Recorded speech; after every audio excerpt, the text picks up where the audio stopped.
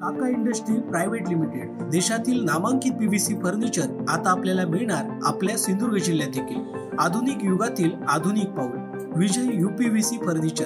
आपल्या घरात किंवा फ्लॅट मध्ये पीव्हीसी दरवाजा, kitchen trolley, cookery box, aldrop, TV cabinet, office counter, all paneling, PVC ceiling, dressing table, office partition, sofa set, bed, देवघरातील देवरा इत्यादी सारखे फर्निचर घेताय तर विजय यूपीव्हीसी फर्निचर घेऊन आले आहेत।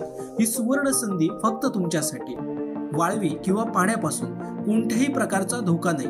चला तर मग विचार कोणता करताय, आजच आमच्या कणकवली येथील विजय यूपीव्हीसी फर्निचर शॉपला भेट द्या। आमचा पत्ता शॉप नंबर 5 तळमजला, कलेश्वर कॉर्नर, होंडा शोरूम नजीक, कलमट, तालुका कणकवली, जिल्हा सिंधुदुर्ग। एकदा अवश्य भेट द्या आणि आपणास पसंत असलेल्या फर्निचर वस्तूंची निवड करा। आमच्या फर्निचर बाबत अधिक माहिती जाणून घेण्यासाठी www.kakaprofile.com या वेबसाईटला भेट द्या किंवा अधिक माहितीसाठी 9420206340 किंवा 9256566256 किंवा 9588487928 या संपर्क क्रमांकावर संपर्क करा।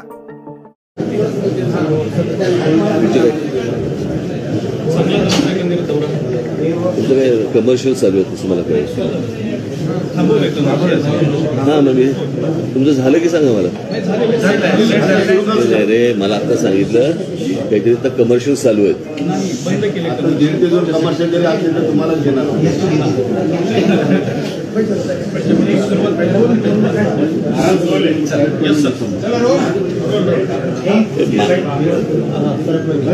शांतता मागचे आवाज बंद करायचं। मागे आवाज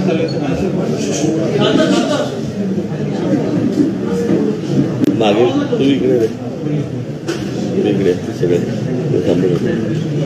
अरे त्यांना दिसत नाही म्हणून ह्याला इथे आणलं, तू मध्ये येतो।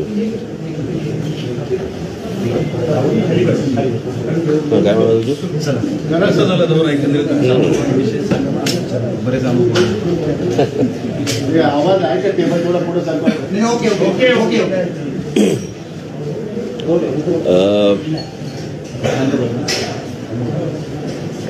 तुमच्यापैकी कोणीतरी एक मध्ये खुर्ची घेऊन बसेल?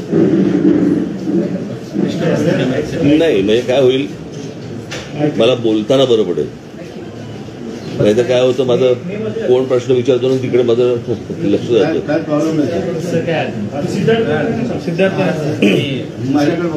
कॅमेरा फ्रेंडली आहे, कॅमेरा फ्रेंडली आहे, कॅमेराबरोबर तुमचा संवाद चांगला असतो।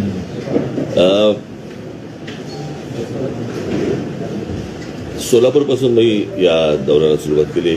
एक साधारणपणे 3.5 महिन्यावरती विधानसभेच्या निवडणुका दिवाळीनंतर होतील असं चिन्ह आहे,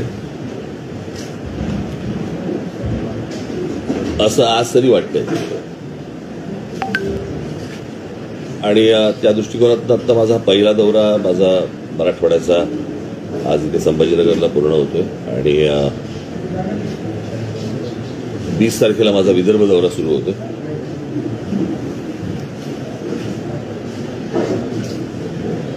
तुमच्याकडे काही बातम्या आल्या की मी दौरा आवरता घेतला वगैरे। कुठला आवरता घेतला मला कळलेलं नाही अजूनपर्यंत, कारण माझा दौरा पूर्ण झाला। मध्ये ज्या काही गॅप्स होत्या त्या मी उदाहरणार्थ हिंगोलीला मी राहणार होतो, हिंगोलीला राहायच्याऐवजी मी तिथून कव्हर करून परभणीला आलो वगैरे असं। तर ते आज हा दौरा पूर्ण होतोय माझा। सोलापूरपासून या गोष्टीला सुरुवात झाली आणि गेले अनेक दिवस मराठवाड्यामधलं वातावरण आणि मराठवाड्यामधलं एकूण राजकारण याविषयी पाहत होतो, ऐकत होतो आणि त्याची प्रचितीही आली।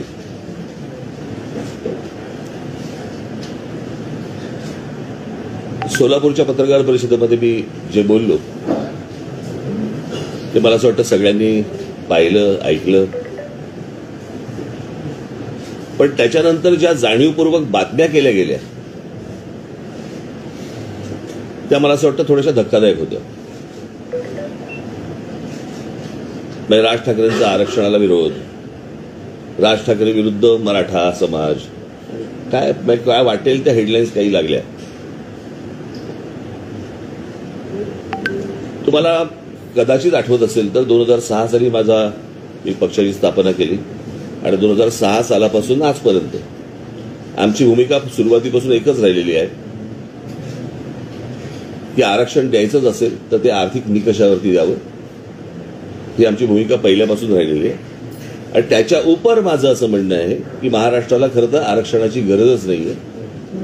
महाराष्ट्र राज्यासारखं राज्य मला असं वाटतं हिंदुस्थानात दुसरं कुठचं राज्य नाहीये की या राज्यामध्ये शिक्षणापासून ते नोकऱ्यांपर्यंत, उद्योगधंद्यापर्यंत इतक्या गोष्टी इथे उपलब्ध असताना बाहेरच्या राज्यांमधल्या लोकांना इथे सगळ्या गोष्टी मिळतात, पण आमच्या मुलींना इथे त्या गोष्टी मिळत नाही.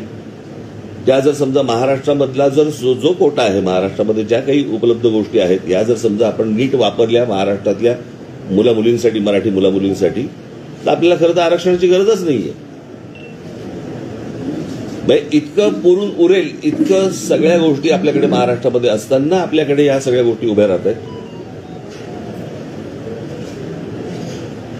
आणि मला असं वाटतं ज्यावेळेला बाबासाहेब आंबेडकर, त्यांच्याही अगोदर मला असं वाटतं ज्योतिराव फुले, त्याच्या अगोदर शाहू महाराज, खरं तर आरक्षण ही गोष्ट किंवा अशा प्रकारे दुर्बल घटकांना अशा प्रकारे काही गोष्टी द्याव्यात हे खरं तर शाहू महाराजांनी तेव्हा सांगितलं आणि त्याच्यानंतर हे सगळं पुढे सुरू झालं.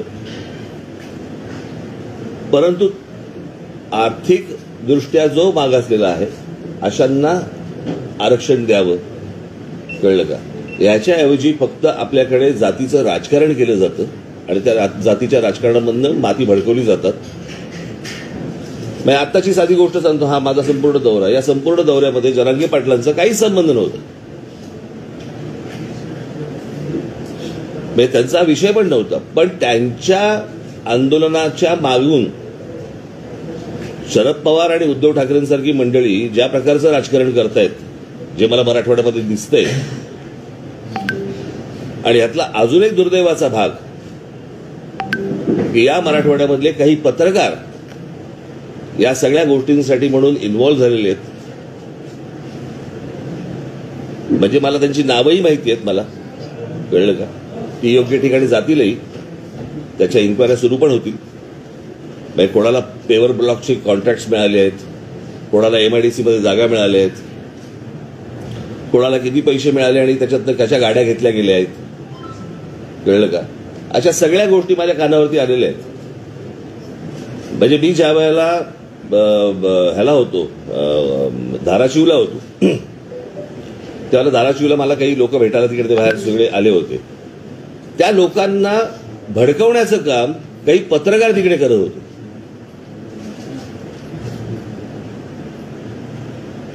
मी ज्यावेळेला त्याला सांगितलं की तुम्ही वरती या, त्यावेळेला नाही चला खालती चला हे सांगणारे पत्रकार होते.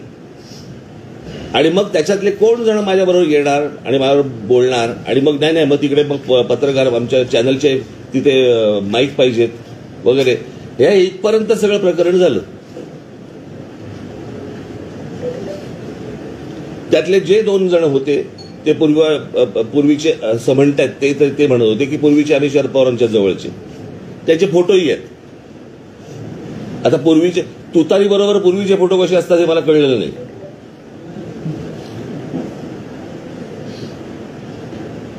आणि उद्धव ठाकरे गटाचे तिथे अजून 2 जण होते. परवा दिवशी कुठेतरी मी नांदेडला असताना तिथे सर्किट हाऊसवरती एक कोणतरी 2-4 जण ओरडत होते. त्यातला एक जो माणूस होता त्यांचा शरद पवारांबरोबर आत्ताचा फोटो आहे.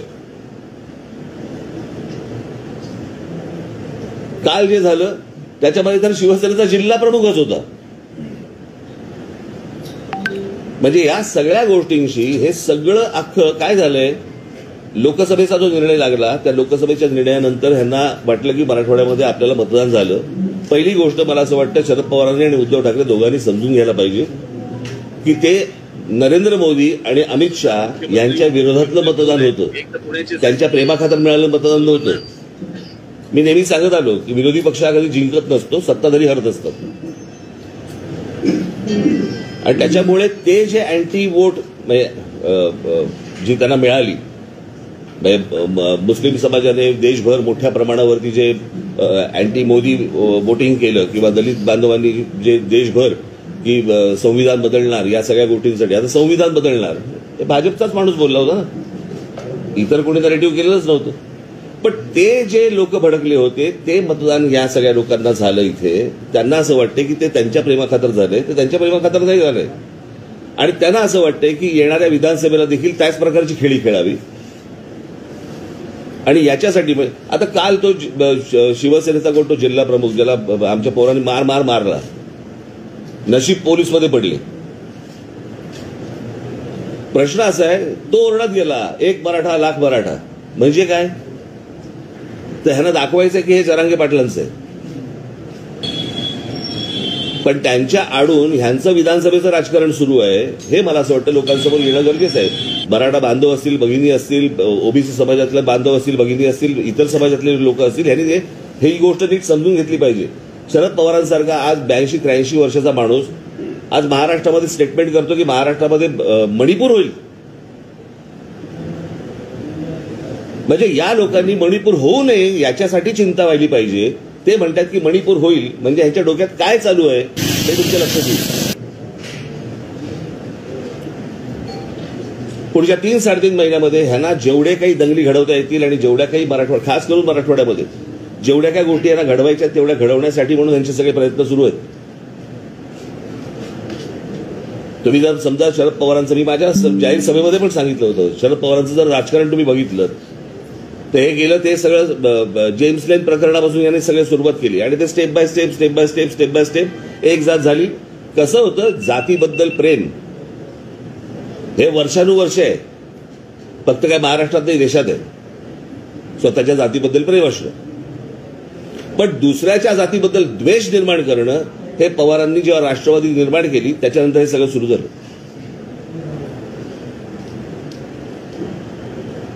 आज माझ्या दौऱ्यामध्ये या लोकांनी अडथळे आणण्याचे प्रयत्न केले. उद्या जर माझं मोहोळ उठलं ना, त्यांना निवडणुकीला एकही सभा पण घेता येणार नाही. त्यांनी माझ्या वाट्याला जाऊ नये या लोकांनी, कळलं का? मी एकदा मागे म्हटलं होतं की यांच्याकडे प्रस्थापित आहेत, माझ्याकडे विस्थापित आहेत.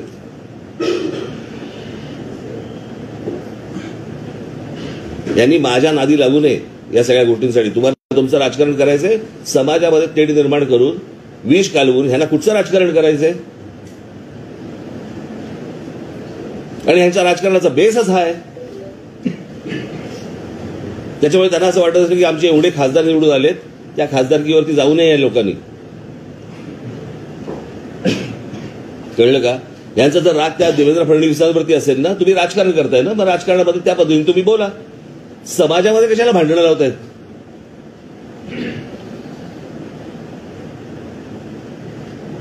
बरं, विषय आरक्षणाचा आहे ना. मला अजूनही आठवते 2003 पहिल्यांदा मराठा समाजाचा मोर्चा, त्यावेळेला ते जे नंतर जे आले ना मोर्चे ते नंतरचे वेगळे, पण मराठा समाजाला आरक्षण मिळालं पाहिजे याचा पहिला मोर्चा त्यावेळेला इथे आला होता, मुंबईमध्ये आला होता.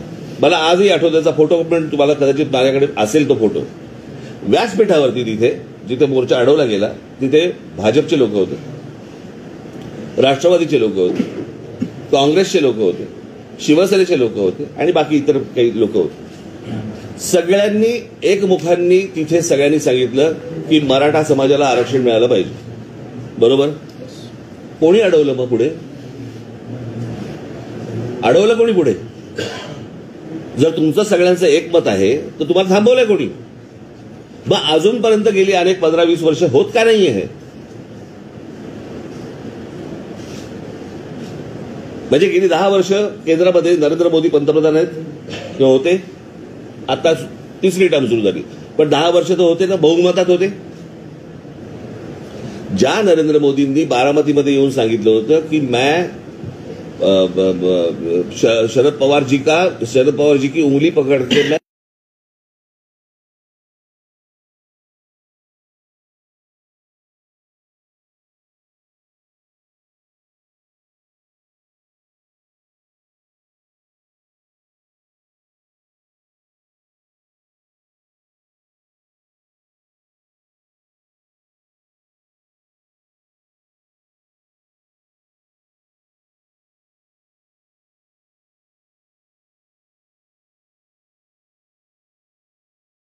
हे फक्त मतं मिळवण्यासाठीच आहे, त्याच्या पलीकडे काही नाहीये.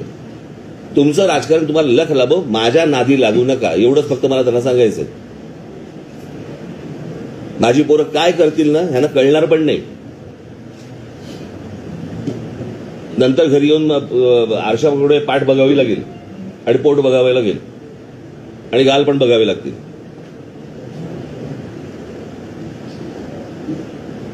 अत्यंत चिखल करून ठेवला या सगळ्या अख्ख्या राजकारणाचा या लोकांनी.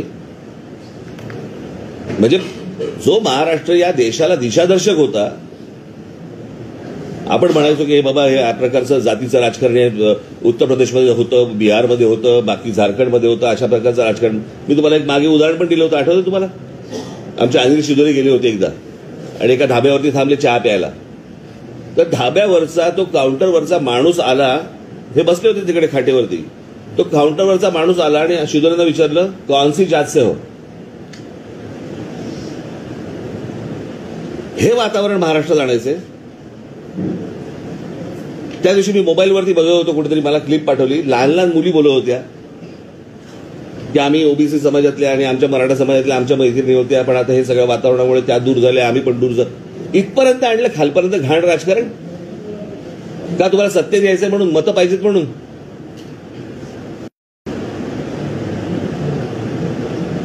शरद पवारांकडे आज म्हणजे त्या वयाचा बुजुर्ग माणूस सत्ता नेता महाराष्ट्रात आता तरी नाहीये.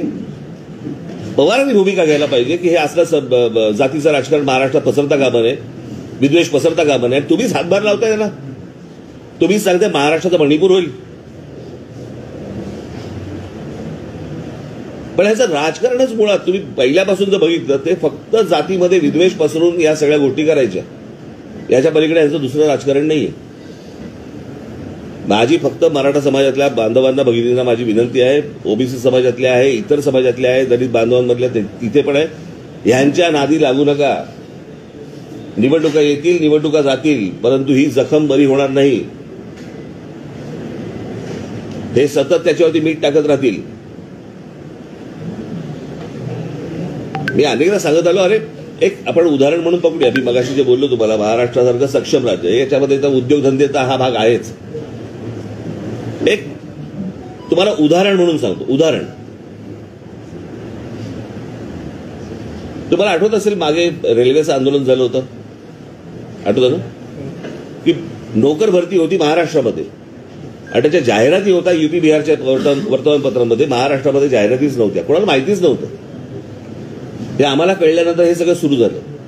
तीच गोष्ट आपण समजा पकडूया. एक त्यातला एक पार्ट सांगतो, महाराष्ट्राच्या सुबत्तेचा एक पार्ट. मुंबई, ठाणा. मी ठाणा म्हणजे ठाणे जिल्ह्यामध्ये 8 महानगरपालिका आहेत, त्यातलं मी फक्त ठाणे शहर पकडतोय. मी बाकीच्या महानगरपालिका पकडत नाहीये. मुंबई, ठाणा, पुणा, नाशिक, नागपूर. मी संभाजीनगर पण पकडत नाही आता. या 5 शहरांमध्ये मिळून साधारणपणे किती रिक्षा असतील अंदाज आहे तुम्हाला? साधारणपणे 90 लाख ते 1 कोटीच्या आसपास रिक्षा आहेत. त्यातले जवळपास 60% ते 70% हे रिक्षा चालवणारे परप्रांतातले लोक आहेत. आता माझ्या महाराष्ट्रामध्ये परवाने मिळत आहेत हे त्यांना समजतंय, पण माझ्या महाराष्ट्रामधल्या ग्रामीण भागामधल्या तरुणांना ही गोष्ट समजत नाहीये की महाराष्ट्र राज्य सरकार हे परवाने वाटते. हे काय आजकालमधली गोष्ट नाहीये, हे गेल्या 10-15 वर्षातली गोष्ट म्हणतो मी तुम्हाला.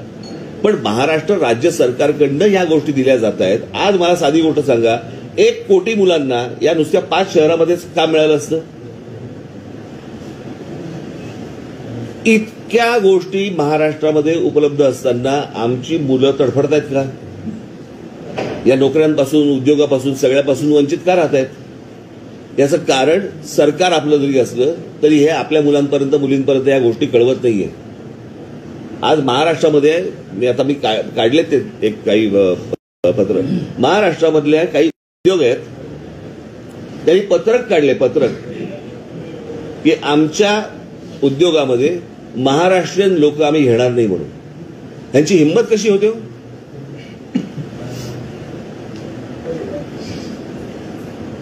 म्हणजे एवढ्या सगळ्या गोष्टी उपलब्ध असताना आम्ही आज फक्त भांडतो का? आज शैक्षणिक संस्था, इंजिनिअरिंग कॉलेजपासून सगळ्या शैक्षणिक संस्था सर्वात जास्ती कुठे आहेत भारतात? महाराष्ट्रात आहेत, बरोबर? त्या शैक्षणिक संस्थांचे मालक कोण आहेत? बहुतांशी मराठा समाजातले, बरोबर ना? आहेत ना? तरी मराठा समाजातली अनेक मुलं, लाखो मुलं ही शिक्षणापासून वंचित काय? ह्यांना कोण विचारणार प्रश्न? हे यांनी या सगळ्या गोष्टी सत्तेतनं उभ्या केल्या, यांना कोणी विचारणार? म्हणजे ह्यांना कोणी विचारायचं नाही. सरकारच्या बाजूने हे यांची राजकीय पोळ्या भाजत बसणार, कोणाच्याही खांद्यावरनं बंदुका चालवणार आणि इथे आम्ही डोकी फोडत राहणार समाजामध्ये. मला असं वाटतं महाराष्ट्रातला समाज हा सुज्ञ आहे, त्याला या सगळ्या गोष्टी समजतील. आणि मला, तुम्ही सगळे पत्रकार बांधव आहात, मला तुम्हाला फक्त एवढंच सांगायचंय, तुमच्यातले जे काही अशा प्रकारचे विष काढवणारे किडे असतील, मला असं वाटतं त्यांना तुम्हीच वेळीच बाजूला सारणं गरजेचं आहे किंवा त्यांना एक्सपोज तरी करणं गरजेचं आहे. हे एकदा हाताबाहेर प्रकरण गेलं ना, नंतर आवरता येणार नाही. म्हणजे कालचा जो प्रसंग झाला तुमच्या ह्याच्यातला, कुठला? बीडला, त्याच्यात 3 पत्रकार सापडले.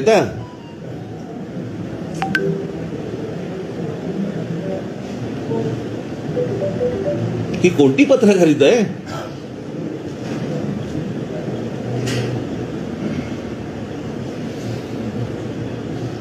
सो मला असं वाटतं की मी हा सगळा दौरा पूर्ण करून मी आता मुंबईला जाईन. 20 तारखेला माझा विदर्भाचा दौरा सुरू होईल.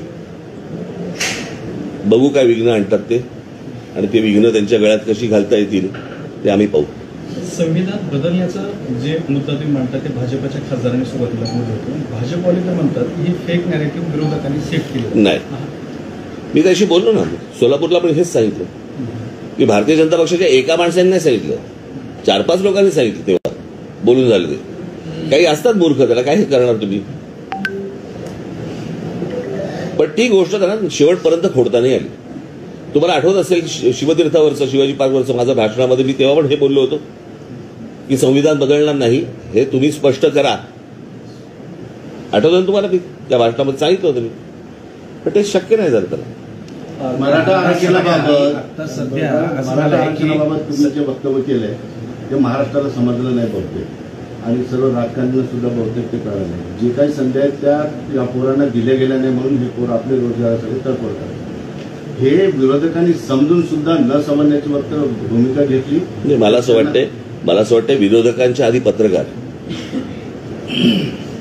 मराठा समाजाला आरक्षणाला राज ठाकरेंचा विरोध, ही पहिली बातमी कोणी लावली ना, तिथून पुढे गेलं ना सगळं प्रकरण. राज ठाकरे विरुद्ध मराठा समाज, ह्या बातम्या कोणी लावल्या?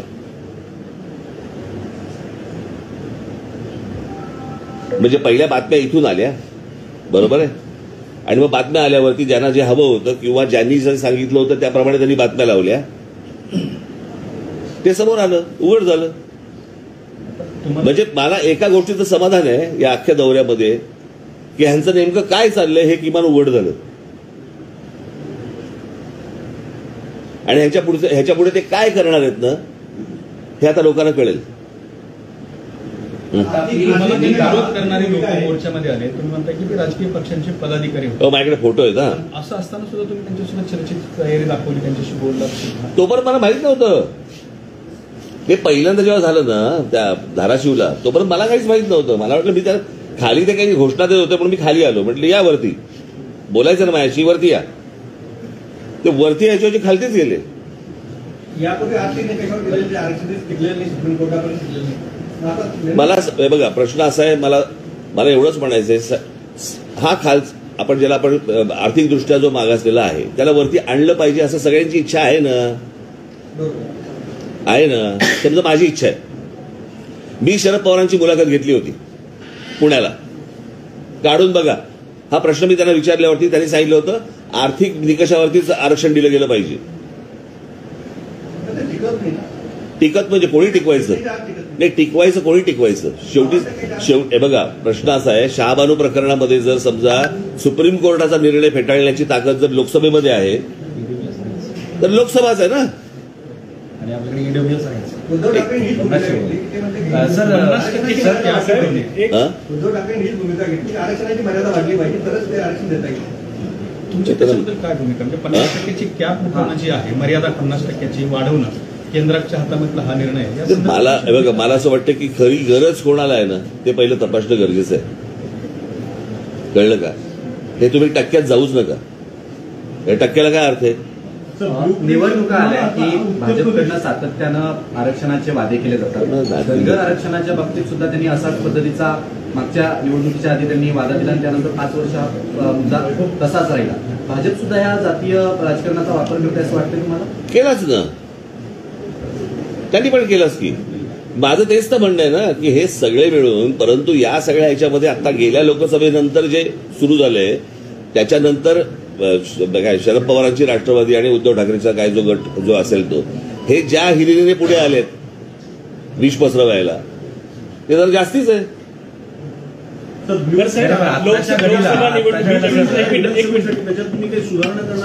सुधारणा चालू आहे. साहेब, लोकसभा निवडणुकीच्या वेळेस मनसे नरेंद्र मोदी दिल्लीत पाहिजे म्हणून त्यांच्या सोबत होतं. आता विधानसभेला तुम्ही महाराष्ट्रभर दौरा करतायत, विधानसभेच्या काही उमेदवारी सुद्धा तुम्ही जाहीर केल्यात मनसेच्या. मग महाराष्ट्रात आपल्याला एकनाथ शिंदे, फडणवीस, अजित पवार नकोत का?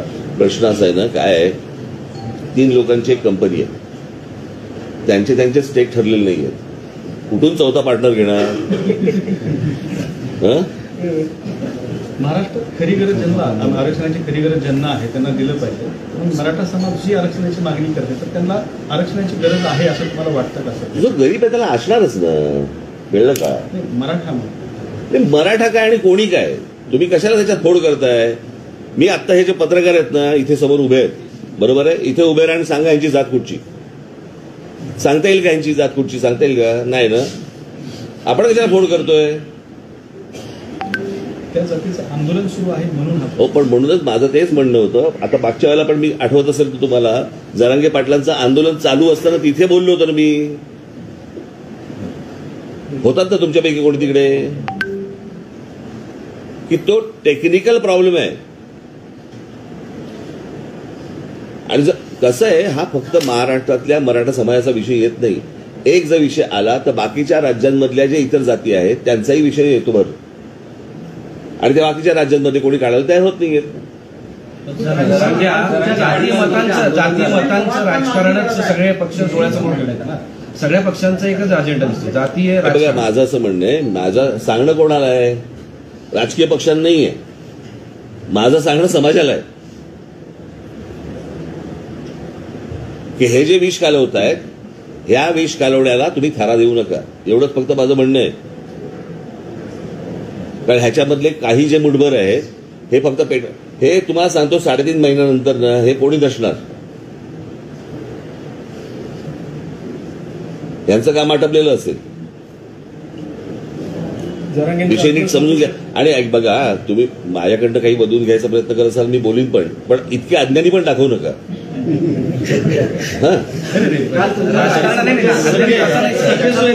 काही संबंध नाही. मात्र आम्हाला इशाऱ्याने धमकी देऊ नका. तुम्हाला जर धमक्या द्यायच्या असतील तर फडणवीस आणि महाराष्ट्र धुळ्यांना द्या असं संजय राऊत म्हणतात. कोणाला? नाही, ती शरद पवारांची सोंगटी आहे. ती करवली, त्यांच्या अमंगल कार्यातली करवली आहे ती. कळलं का? ते उंबरठ्यावरती बसून तिकडेच आयुष्य जिजवणार. तुम्हाला उत्तर प्रदेश, बिहार आणि महाराष्ट्र याच्यातल्या राजकीय पट्ट्याचा तुम्हाला काय म्हणतात? काय सॉरी, एकूण बिहारचा आणि महाराष्ट्राचा जो राजकीय पट आहे त्याच्याविषयी तुम्हाला काय म्हणायचं? कारण नाही, त्यांच्यासारखा पट आपण निर्माण करतात इथे लोक. असा महाराष्ट्र तुम्ही पाहिलात का? जरा मला जरा सांगा. तुमच्यातलं आता माझ्याकडनं काय वधून घेणं आणि तुम्हाला काय छापणं बिपणं हा जरा आपण बाजूलाच सारू.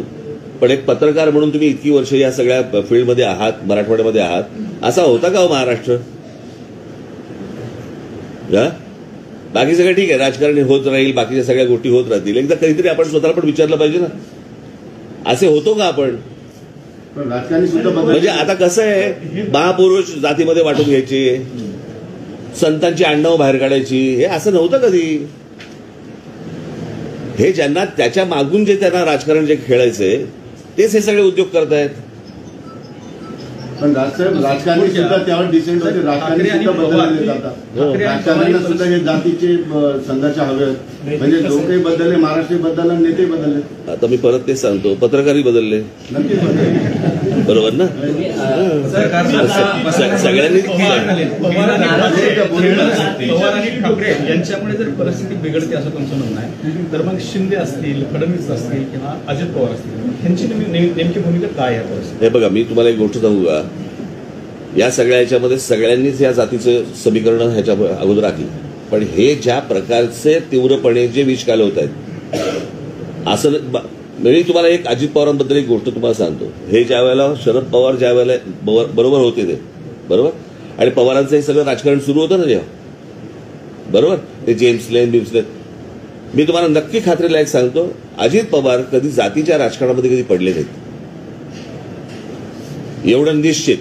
बाकी माझे अनेक मतभेद असतील, माझे असतील, अनेकांचे असतील, पण जी योग्य गोष्ट आहे, मला असं वाटतं ते कधी जातीच्या बाबतीत आजपर्यंत त्याचं मी कधी वक्तव्य पण ऐकलेलं नाही, आणि ते कधी या बाबतीत भानगडीत कधी पडलेलं नाही. मग एकीकडे होत असताना सर राहुल गांधी आणि बाकीचे नेते सुद्धा जातीय निहाय जनगणनेची मागणी करतात. मी परत तुम्हाला तेच सांगतो, जात तुमची काय जात असेल मला माहिती नाही, पण जात तुमची तुम्हाला प्रिय असेल, दुसऱ्या जातीबद्दल विद्वेष पसरवू नका, एवढंच माझं सांगणं आहे ना. आपण 30 रेकॉर्ड घासतोय की नाही मगापासून, हा, तेवढंच माझं म्हणणं आहे. जातीचं राजकारण हे काही नवीन नाहीये महाराष्ट्राला आणि देशाला, पण ह्या प्रकारचं राजकारण तुम्ही ह्याच्या अगोदर कधी पाहिलं नसेल. यातून बाहेर कसं पडायचं हा एक विषय आहे. असं म्हटलं की तुम्ही आंतरवलीला गेल्यानंतर तिथे तुम्ही त्यांना सांगितलं होतं. या वक्तव्यावर उत्तर देताना जरांगे पाटील असंही म्हटले की ते त्यांनी माझ्याकडे ऐकून घेतलं, ऐकल्यानंतर असं म्हटलं की असं असेल तर मराठा समाजाला आरक्षण मिळालं पाहिजे. माझं मी तुम्हाला दुसरं आज त्यांनी आणखीन एक असं वक्तव्य केलंय आपल्या वक्तव्यानंतर की आता राज ठाकरे यांच्या विरोधात आंदोलन करू नका, गरज पडली तर मी मुंबईला जाऊन राज ठाकरेंची गचुंडी पकडेन. गचुंडी हे त्यांचे शब्द आहेत का तुम्ही कोणी भरले? त्यांचे शब्द. अच्छा, मग मी त्यांच्याशी भेटल्यावरती बोलीन त्यांच्याशी. सर आरक्षण या एक मिनिट, पहिली गोष्ट मला पूर्णतः करू देत रे. एकाने एक प्रश्न विचारल्यावरती लगेच दुसरा काय प्रश्न विचारत आहे. हा, त्याच्यात ते काय बोलले? मुळात पहिली गोष्ट लक्षात घ्या, हे काही त्यांनी पाठवलेली माणसं नव्हती, बरोबर आहे. आणि ती कोण माणसं होती हे मी तुम्हाला मगाशी सांगितलं ना. आपण का परत तेच बोलतोय? मी बसलोय म्हणून तेच विचारताय का तुम्ही? की प्रश्न संपलेत? झालं, आता संपला विषय. मी मगाशी तुम्हाला सांगितलं त्याप्रमाणे त्यांची माणसं नव्हती, हे काय त्यांच्या बरोबरचे आंदोलनकर्ते नव्हते, हे शरद पवार आणि उद्धव ठाकरेच्या बरोबरची माणसं आहेत. त्याच्याबद्दल काय बोलायचं मगाशी बोललोय मी. सर अशा परिस्थितीमध्ये आता आपण पुढे जायचं कसं? कारण हे जर त्यांचा जर दंगल घडवण्याचा कट आहे किंवा या सगळ्या जाती द्वेष वाढवण्याचा प्रयत्न आहे, अशा परिस्थितीत काय तुम्ही सगळे चांगले पत्रकार आहात असं मी समजतो. तुम्ही सांगितलं पाहिजे सर. माझ्यावरती संपूर्ण बांगलादेश ह्याच्यामध्ये हिंसाचार झाला, हिंदूंच्या घरांवरती तिकडे अटॅक होत आहेत, ते जर शरण आले भारतात तर त्यांना तुमचा पाठिंबा असेल? कोणाला? सगळ्या जगाची काय गोष्टी आपण व्हायच्यात का? त्यांचं त्यांना बघू देत ना.